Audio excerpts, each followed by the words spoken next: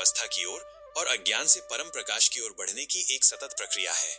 इस यात्रा को पूर्णता प्रदान करने के लिए ऋषियों और मनीषियों ने एक सुव्यवस्थित क्रम निर्धारित किया है, जो मनुष्य को उसकी तुच्छता से उठाकर उसकी परम श्रेष्ठता तक पहुंचाता है। जब तक जीवन के इन चरणों का कारण, उनकी प्रक्रिया और उनके अंतिम परिणाम का स्पष्ट बोध न हो, तब तक साधक का आगे बढ़ना असंभव है। जीवन में भटकाव को रोककर आत्मिक और सामाजिक संतुलन साधने के लिए इस विषय की महत्ता को समझना प्रत्येक साधक के लिए अनिवार्य है। इस यात्रा का सर्वप्रथम और अत्यंत महत्वपूर्ण चरण है मूल ज्ञान। मूल ज्ञान वह प्रकाश है जो स्वयं के पूर्ण विकास के लिए अत्यंत आवश्यक है। यह भौतिक जगत की सामान्य सूचनाएं मात्र नहीं है, बल्कि ये वो आत्मबोध है जो मनुष्य को उसकी वास्तविक क्षमता, उसके अस्तित्व के उद्देश्य और उसकी असीम चेतना से परिचित कराता है। जब तक मनुष्य को स्वयं का मूल ज्ञान नहीं होता, तब तक उसका विकास एकांगी और अधूरा रहता है। इस ज्ञान की उपयोगिता यह है कि यह साधक के भीतर के अंधकार को मिटाकर उसे पूर्णता की ओर अग्रसर करता है। किंतु केवल ज्ञान को जान लेना ही पर्याप्त नहीं होता।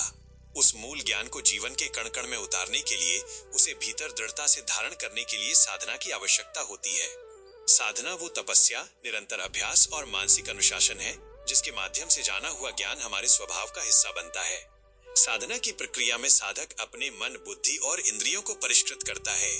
इसका परिणाम यह होता है कि ज्ञान केवल मस्तिष्क की बात न रहकर आत्मा की वाणी बन जाता है और साधक विषम परिस्थितियों में भी विचलित नहीं होता।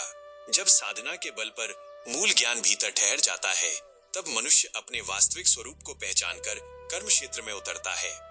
यहाँ से प्रारंभ होता है व्यक्तिगत से लेकर सामूहिक तक कर्तव्य, कर्म एवं उत्तरदायित्व का निर्वाह। एक सच्चा साधक संसार से भागता नहीं, बल्कि परिवार और समाज में रहकर संतुलन स्थापित करता है। वो अपने व्यक्तिगत आचरण को पवित्र रखता है, परिवार के प्रति अपने ऋण को चुकाता है और समाज के उत्थान में अपनी भूमिका निभाता है। इस उत्तरदायित्व को निभाने की प्रक्रिया निस्वार्थ भाव से की जाने वाली सेवा है और इसका परिणाम ये होता है कि समाज में विषमता समाप्त होती है और चारों ओर एक दिव्य संतुलन और समरसता का जन्म होता है। इस व्यापक कर्तव्य और उत्तरदायित्व का पूर्ण निष्ठा से पालन करने के लिए मनुष्य के भीतर एक विशेष योग्यता की आवश्यकता होती है, जिसे सामर्थ्य कहा जाता है। सामर्थ्य का अर्थ है शारीरिक, मानसिक, बौद्धिक और आत्मिक रूप से सुदृढ़ होना। उपरोक्त कर्तव्यों का निर्वाह करते करते साधक के भीतर स्वाभाविक रूप से सामर्थ्य की प्राप्ति होती है।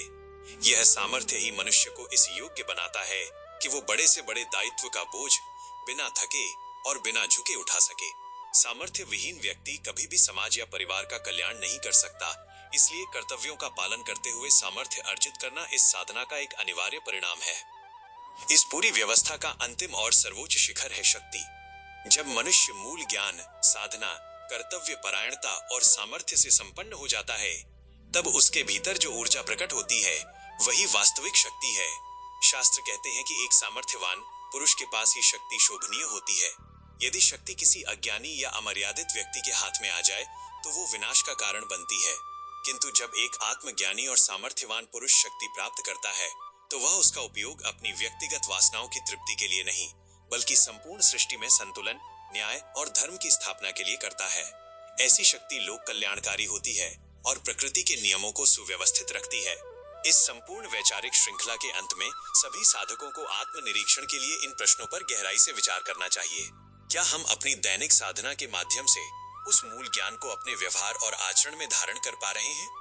क्या हमारे भीतर जो भी सामर्थ्य या शक्ति है, उसका उपयोग हम परिवार, समाज और इस सृष्टि में संतुलन स्थापित करने के लिए कर रहे हैं या केवल अपने अहम की संतुष्टि के लिए? आपका अंतःकरण इस सनातन व्यवस्था के प्रकाश से सदैव आलोकित रहे।